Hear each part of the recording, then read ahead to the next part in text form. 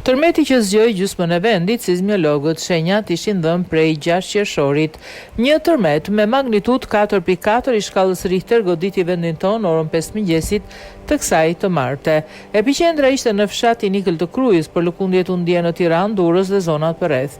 Sismologët e Institutit të Gjeoshkencës thonë se shenjat ky tërmeti kishte dhënë që prej fillimit të muajit kishte një magnitudë 4.4 të shkallës Richter, i lokalizuar 7 km në veriperëndim të Kamzës pranë kryeqytetit.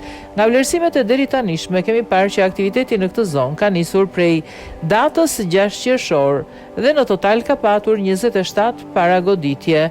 Është ende duke u analizuar nëse goditja e sotme ishte kryesorja, ka thënë sismologu Damiano Koxhaj.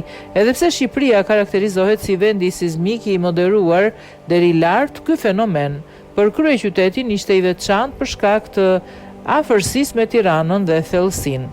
Përgjatë teritorit ne kemi aktivitete të vogla sismike, është një fenomen i zakonshëm.